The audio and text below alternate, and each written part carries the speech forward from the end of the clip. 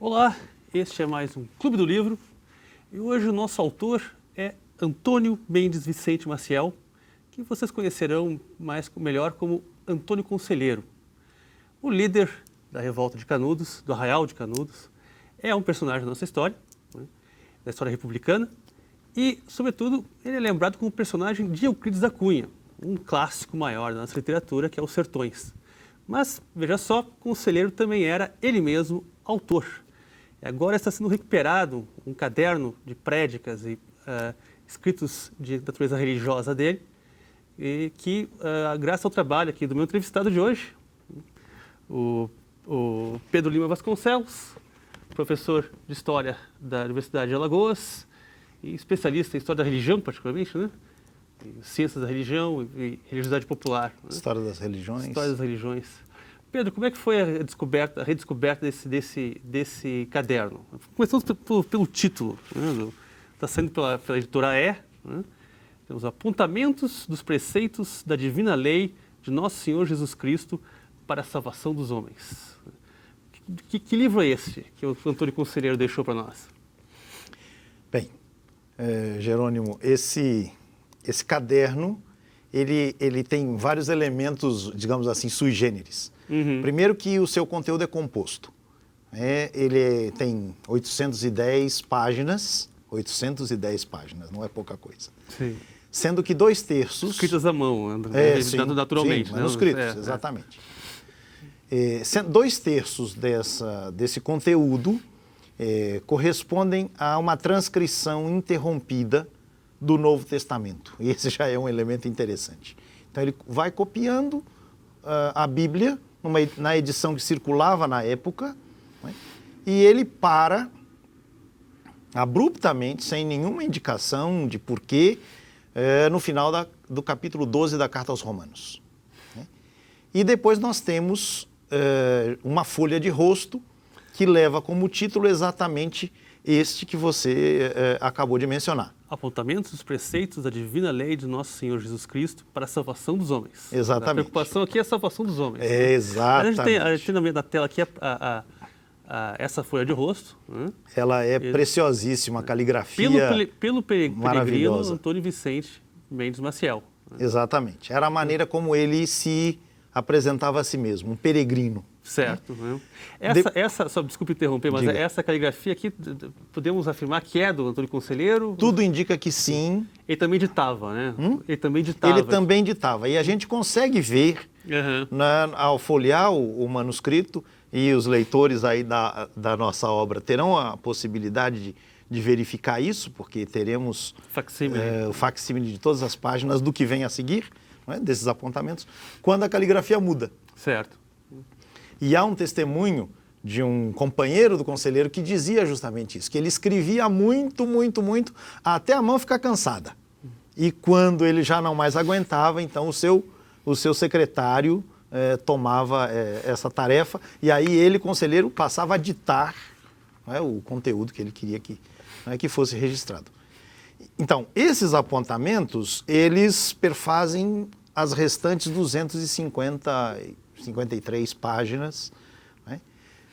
E é esse conteúdo que está sendo agora finalmente publicado, né, 120 e poucos anos depois, né, de ter sido escrito. Esse livro data de 1895, né? Quer dizer, 24 de maio de 1895 é a data que aparece na própria folha de rosto. Quer dizer, anterior à primeira expedição militar contra Canudos, que um ano e meio antes, e 3 dias depois de missionários enviados pelo arcebispado de Salvador a pedido do governo do estado, terem sido convidados a se retirarem, missionários esses que tinham ido lá com o propósito explícito de fazer com que as pessoas que viviam no Arraial voltassem para seus lugares de origem e o Arraial Vamos acabar com essa bagunça, né? Mas esse espírito da missão... O espírito da missão era pregar a submissão às leis da República, né? E desautorizar, obviamente, Antônio Conselheiro no seu lugar de líder, de conselheiro, né? De alguém que ensinava os caminhos da salvação. Perfeito. Agora, eu digo uma coisa, assim, você mesmo mencionou, 120 anos, né, desde a morte do conselheiro, né, um pouco menos de 120 anos, foi em outubro, se não me engano. Ele morreu no dia 22 de setembro de 1897. Outubro 15 foi, dias outubro foi a antes queda, da queda de... Exatamente, do término da Canudos, guerra, né? 5 de outubro. Por que esse livro permaneceu inédito tanto tempo? É Bem, um testemunho, assim, de primeira mão, primordial da história brasileira. Né? Exatamente. Por um dos seus protagonistas. Né? exatamente. Eu acho que há um conjunto de razões que vêm explicar isso. Uma primeira razão foi expressa magistralmente pelo professor já falecido, o professor José Calazans, grande renovador dos estudos sobre o Belo Monte. Belo Monte, para que fique claro, né, é o nome que o conselheiro deu à antiga vila, né, de Canudos, um nome que nunca foi aceito, né, pela República, etc. E nós até hoje nos referimos com Canudos. Exatamente. Né? A gente aderiu à versão republicana, de fato. Né? E a versão estabelecida por Euclides da Cunha. Sim. Né? Então, José Calazans dizia que durante 50 anos, Canudos foi apenas um capítulo na biografia de Euclides. Eu acho essa frase fenomenal, Certo. no sentido de que ela revela justamente a pouca atenção que se deu, né, ao tema enquanto tal. Né? Ele foi o pretexto para a escrita de uma das obras mais importantes da literatura brasileira. Né? Agora, então as pessoas vão conhecer o Belo Monte e Antônio Conselheiro pelas páginas de Os Sertões. Ora, naquilo que eu considero o capítulo fatídico de Os Sertões, que é o capítulo 4, da parte 2, o Homem. Exato. Que é devotado justamente a caracterizar o Antônio Conselheiro. Exatamente. Né? Nesse capítulo se dizem brutalidades, aberrações a respeito de Conselheiro, né? Um grande homem pelo avesso, um gnóstico bronco. A gente tem aqui, para ilustrar, eu recortei algumas frases aqui desse capítulo 4. Né? São expressões muito curtas. Exato. Assim, olha, ele se abeirara do catolicismo mal compreendido. Documento raro de atavismo. Exato. Né? Anacronismo palmar, né? Gnóstico bronco. Né? E daí por diante, né? Então, depois tem um segundo aqui, quer ver? Temos um segundo psicose, ele sofreria de psicose, tem vários diagnósticos psiquiátricos. Né? Sofreria de psicose progressiva. Ele veiculava um misticismo feroz e extravagante. Ele era doente grave, e daí ele especifica que essa doença dele caberia no conceito de paranoia do Tanzi Riva, que eram dois psiquiatras italianos muito em voga então. Né? Então, e nesse capítulo, ele também fala de uma oratória bárbara e arrepiadora do Conselheiro. Ele diz que no final da guerra, nos escombros do Belo Monte, foram encontrados pobres papéis que valiam porque nada valiam, e ele, sem mais, atribui esses papéis ao Conselheiro. E nesses papéis estava escrito, por exemplo, aquela chamada profecia, né, de que se fala muito, né, de que o sertão vai virar praia, a praia vai virar sertão. Ora, isso não é do Conselheiro. Isso são escritos populares. E depois reproduz algumas quadras populares. Exatamente. Agora, essa em particular, no imaginário brasileiro, ficou atribuída diretamente, ficou associada diretamente ao Conselheiro. Mas tudo isso seriam pobres papéis. E isso foi entendido, o mais das vezes, como uma indicação de que o Conselheiro seria analfabeto, não saberia se expressar de maneira minimamente qualificada dentro dos cânones da língua, e se estabeleceu essa imagem de um conselheiro, portanto, iletrado e bronco, exatamente, a ponto de que quando um outro caderno do Conselheiro foi publicado em 1974, tenha recebido a avaliação seguinte: este caderno não pode ser do Conselheiro porque Euclides da Cunha disse que ele era analfabeto. Né? Então, e esse caderno, veja, ele foi publicado em 74, suscitou pouco interesse, porque ele desagradou a gregos, troianos, baianos, sergipanos, porque quem foi atrás do conteúdo buscava ali alguma coisa como chamada para a resistência, para a luta, para a guerra. Né? Houve um autor que quis comparar o texto com a Utopia de Tomás Moros. Teve essa vertente, né? Inclusive o Vargas Llosa, quando vai escrever A Guerra do Fim do Mundo, ele cria um personagem que, na verdade, é um pouco anacrônico, mas tem um anarquista que vai se juntar a Canudos porque ele achava que ele seria um socialismo utópico, né? Pois é. E esse caderno tem sido nos anos 70, justamente durante a ditadura militar, que tem toda uma mística da resistência. Imagino que tenha suscitado essa coisa. As pessoas tenham lido isso nessa esperança. Tenham ido lá. E quando chegaram lá, encontraram conteúdos que também estão reproduzidos deste caderno que agora vem à tona. Os 10 mandamentos, a missa, a confissão, a vocação de Moisés, o dilúvio, ou seja, temas explicitamente religiosos. E isso também fez com que a produção literária do Conselheiro ficasse ou parecesse desinteressante. Né? Ou seja, faltou... Me corrija se eu estiver errado, mas ao contrário do que poderia esperar, também a ênfase escatológica não é tão grande, né? Não fala tanto do fim do mundo quanto se esperaria se fala de um fanático, como ele é chamado, né? Como qualquer outro missionário, qualquer outro pregador falaria.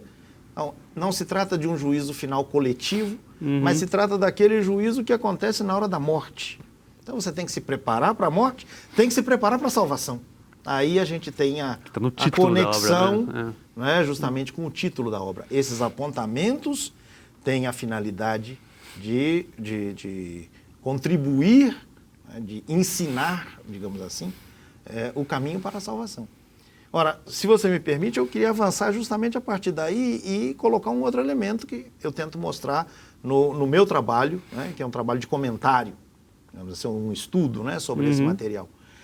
O próprio Belo Monte é concebido pelo Conselheiro como um espaço em que o modo de viver, o modo de se organizar, o modo de pensar o cotidiano tinha em vistas esta salvação após a morte. O Belo Monte é um lugar que deveria ficar ao máximo preservado das contaminações do mundo, especificamente das contaminações trazidas pela República, né? E desenvolver um modus vivendi, né? Em que valores que a gente hoje chamaria de solidariedade, de partilha, de justiça, cuidado com os pobres, cuidado com os doentes, com as pessoas carentes, dessem a tônica. E isso a gente vai encontrar nos textos. Perfeito. Em nome de referências dos santos, referências da Bíblia, referências aos ensinamentos de Jesus, né? E assim por diante. Esse cotidiano oferece condições privilegiadas para que as pessoas se preparem para a salvação que virá com a morte. Agora, a propósito assim, desse modus vivendi, né, voltado para a salvação, tem uma das prédicas, porque tem uma prédica para cada mandamento, né? Sim. Uma das prédicas sobre não matarás, né? Sim. E é quase pacifista, digamos, né? Ele realmente diz assim, não se deve, não se deve cometer esse pecado de causar sofrimento para as pessoas que perderão um parente, um filho, um irmão, etc. Como é que isso se conciliava com o fato de Canudos ser uma vila armada, né? O próprio Capuchinho lá que foi tentar demover, né, o Antônio Conselheiro da sua investida, testemunhou que todo mundo andava armado na cidade, né? E aí a gente precisa colocar muitas aspas e muitas claro, ressalvas a esse documento, que de outro lado é uma fonte... Eles resistiram a 4 expedições militares, bravamente, né? Uma coisa, um feito militar, inclusive, espantoso. Acho claro.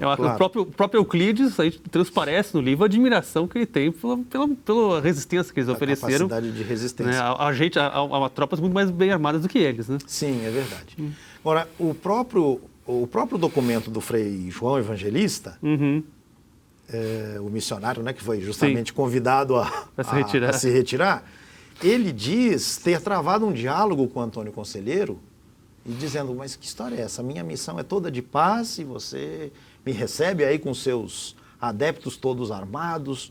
E aí o Conselheiro teria respondido dizendo, nos tempos do Império, eu inclusive me deixei prender.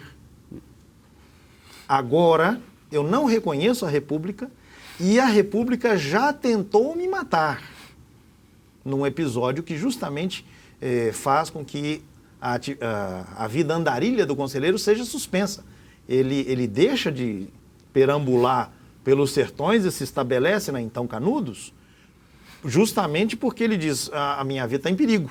E a vida das pessoas que andam comigo. Então ele diz, eu tenho essas armas para defesa, não para ataque. E o que vai acontecer também, já que você se referiu às expedições, é que cada vez mais os seguidores do conselheiro conseguem armar-se com as armas daqueles que combateram na expedição anterior. Certo. Especialmente da terceira para a quarta expedição. A terceira foi comandada pelo famoso Moreira César. Né? Quando chega a notícia de que o coronel Moreira César tinha morrido, né, atingido por um balaço, os soldados ficam desesperados e eles largam tudo e saem fugindo e dizendo em terra de Murici, cada um cuide de si, e deixam tudo e, bem...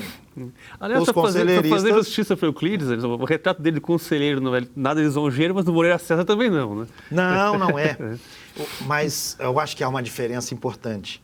Porque Euclides, ele quer realizar em Os Sertões uma obra praticamente inviável. Essa é a minha interpretação de Os Sertões. Que ele quer acusar a República de ter cometido um crime, né, inaceitável, em nome da ordem e do progresso. Né? Isso vai ser dito por tantos e tantos testemunhos da época. Né?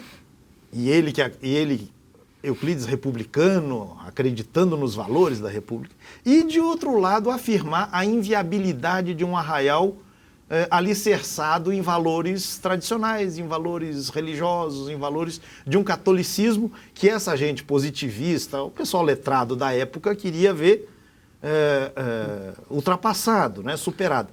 Então, ele quer acusar a República e, ao mesmo tempo, afirmar a inviabilidade do conselheiro. Cá entre nós, sobrou para quem? Sobrou para o conselheiro. Quer dizer, eu disse... Ele quis mostrar a inviabilidade do projeto do conselheiro. E, ao final, o Antônio Conselheiro se torna o bode expiatório. Quer dizer, no fim, ele é o grande responsável pela grande tragédia, pela tragédia imensa. Né? A República não teve, no fim das contas, outra coisa a fazer.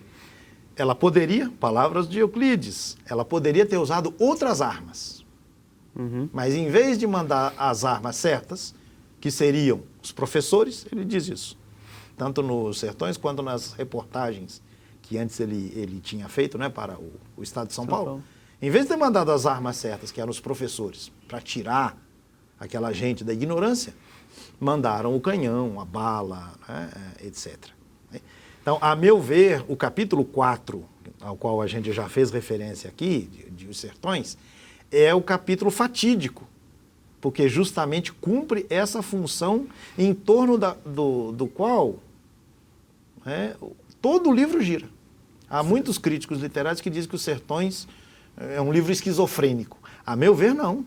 Esquizofrênico. Porque de um lado ele quer criticar a República, mas de outro lado, justamente, ele afirma que o que Belo Monte representa é inviável. Esquizofrênico nesse sentido. É como se um livro, uma versão do livro, ou um nível do livro, fosse marcado por uma leitura mais fatalista, evolucionista da história, e outra mais marcada pelo sentimento ético da dor pela morte do outro, a morte de cidadãos brasileiros, não é? Mas, a meu ver, esses dois aspectos, eles não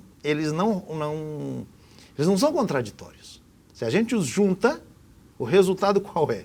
O grande vilão da história é Antônio Conselheiro. Né? Daí a importância que esse capítulo tem, né? Em que se tece uma imagem do conselheiro, que tem muito mais a ver com líderes cristãos execrados dos primeiros séculos, que Euclides conheceu lendo o best-seller da época sobre o assunto, que era Ernest Renan, né, e sua obra sobre as origens do cristianismo, do que com a documentação. Eu estou convencido de que se Euclides tivesse conhecido essa produção literária do conselheiro, em nome da sua honestidade intelectual, ele teria que reescrever o livro. Mas não deu tempo. Não deu tempo. Não deu tempo. Sim. E o outro manuscrito tem lá alguma anotação de que teria sido passado às mãos de Euclides da Cunha, mas já próximo da morte de Euclides. Certo, depois que os sertões já estavam publicados. Aliás, você estava contando aqui antes que existe uma única foto que dizem que é do conselheiro, né, que é do cadáver. Né? Sim. Mas, na verdade, talvez nem seja, né? Provavelmente não. Provavelmente não.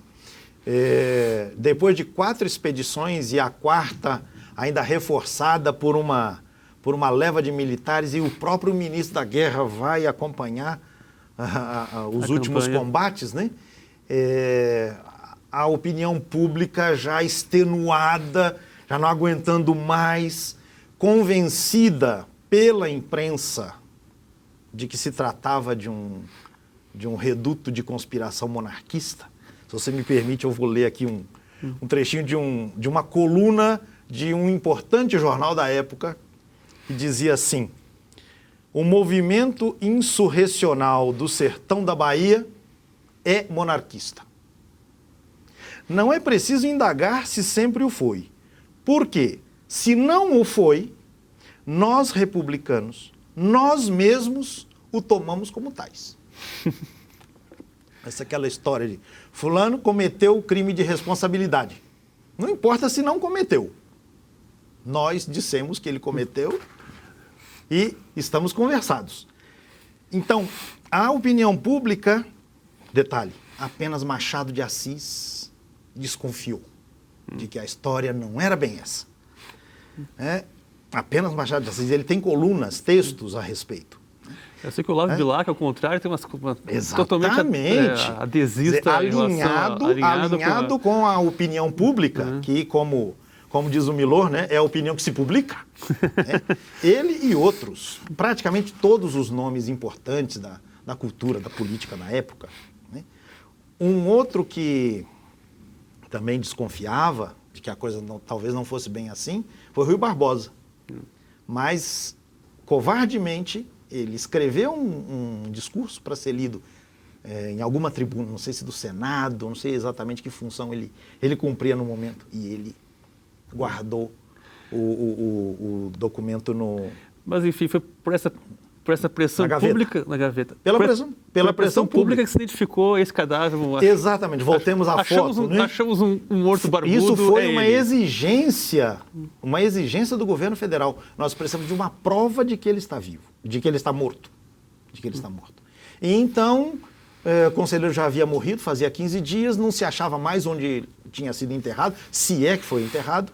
E aí o general Arthur Oscar dá uma ordem de que esse cadáver seja encontrado, e aí recuperam, não é, o cadáver desta pessoa, fotografam, cortam-lhe a cabeça e levam para Salvador para que o renomado médico Nina Rodrigues fizesse o laudo que atestasse o tipo de loucura do qual ele seria portador. Né? Mas a gente tem testemunhos de sertanejos, afilhados, pessoas que sobreviveram à guerra, dando conta de que um afilhado especificamente acompanhou esse trabalho de exumação deste cadáver, e ele dizia: não é o meu padrinho, não é o meu padrinho, não é o meu padrinho. E ele continuou teimando até que um soldado manda que ele calhe a boca e vai embora dali. Mas a opinião pública precisava do cadáver.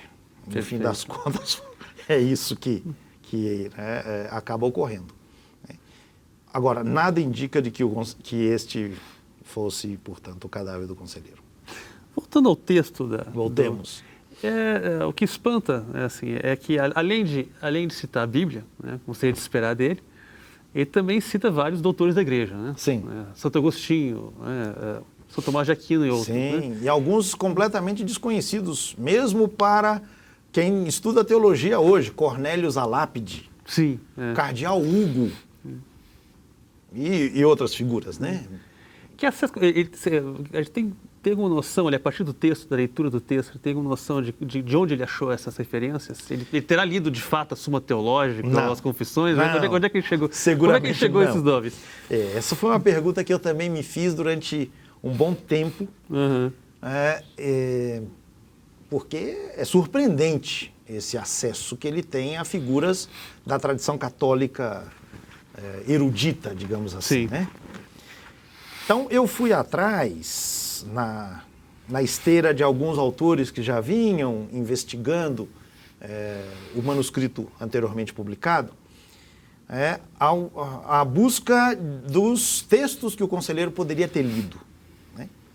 E um deles, conhecido com o nome de Missão Abreviada, era uma espécie de manual religioso, bastante utilizado no sertão, até inícios aí do século XX, escrito por um padre português, e esse livro foi um best-seller na época. Teve algo como 20 edições, e ele realmente correu o Nordeste brasileiro. E há vários testemunhos dando conta de que o conselheiro folheava e lia a Missão Abreviada, e lia a Missão Abreviada, e lia a Missão Abreviada. Até aí muitos autores tinham chegado.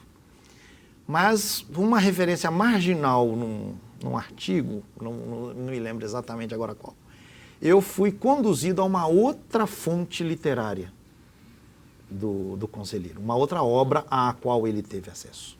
E foi uma grande surpresa.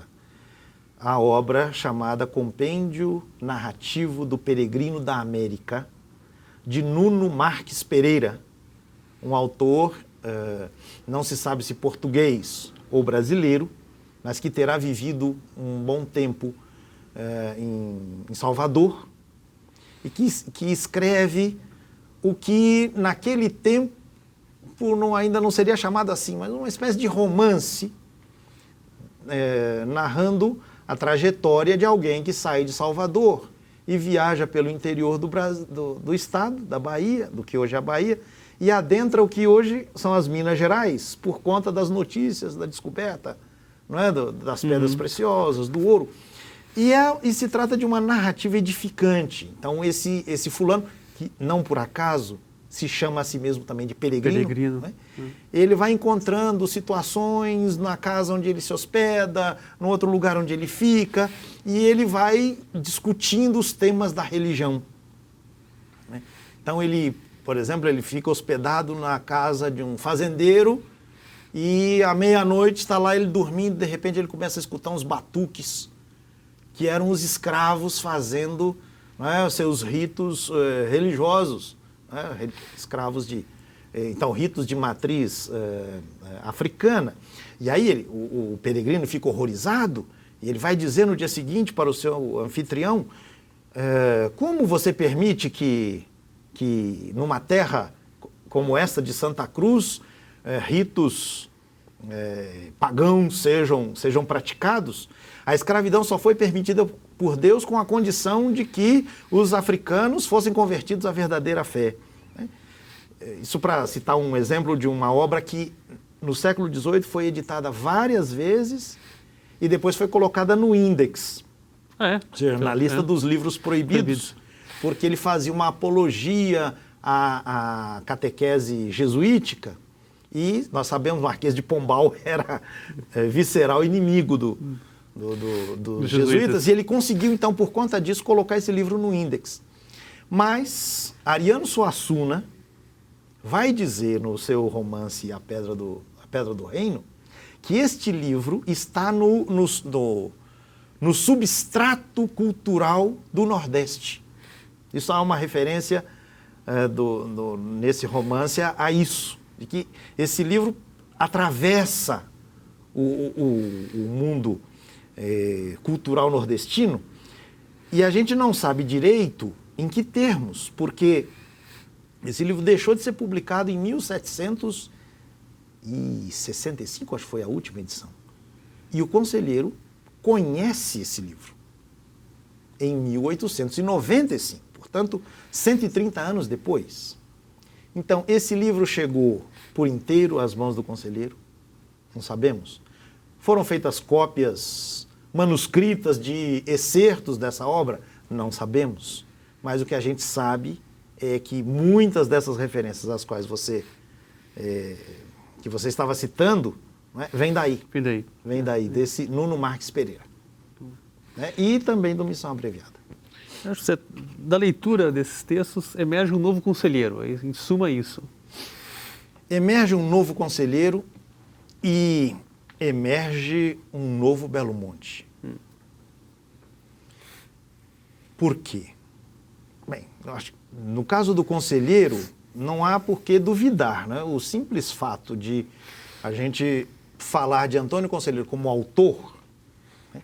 Porque um dado, Jerônimo, importantíssimo a ser salientado é que em tempos em que essas questões de direitos autorais não eram colocadas, né, o conselheiro transcreve no seu livro, no seu caderno, várias páginas destes autores. Sim. E eventualmente outros. Sim. Uhum.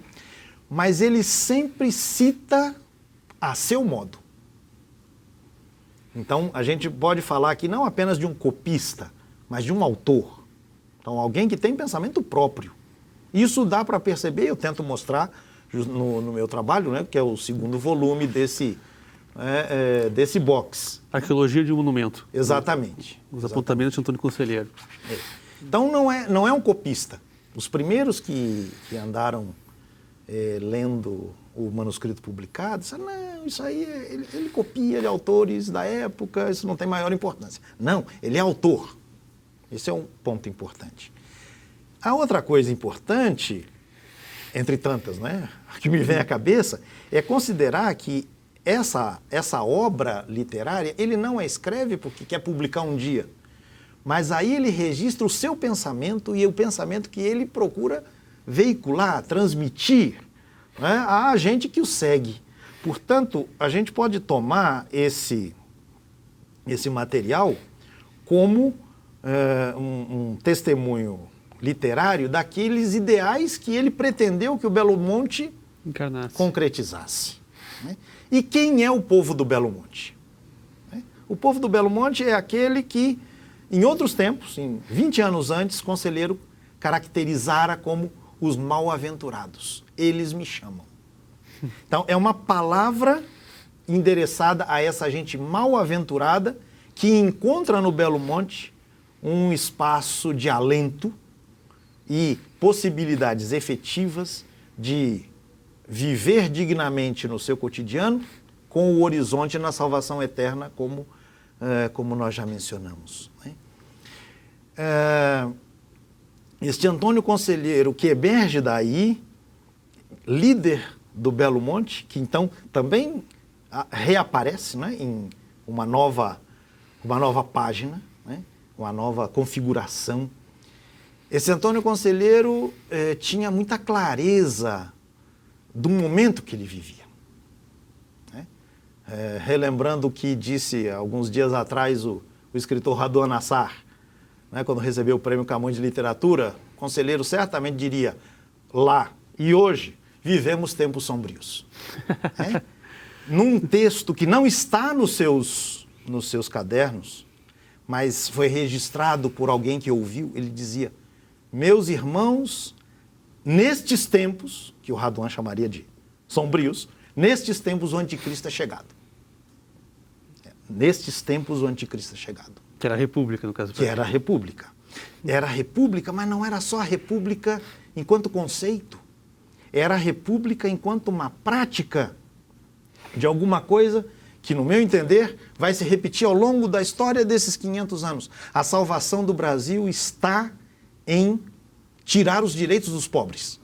A gente está vivendo isso nesse momento. Essa é a leitura que faço do momento que nós estamos presenciando. Porque o conselheiro não apenas era contra a República em termos teológicos, porque ele dizia, tira-se a soberania de Deus, o rei, né, era tomado como representante de Deus, e se tira, portanto, Deus da cena pública, mas ele notava, por exemplo, um detalhe que passaria despercebido a qualquer ministro da Fazenda que só pensa em finanças.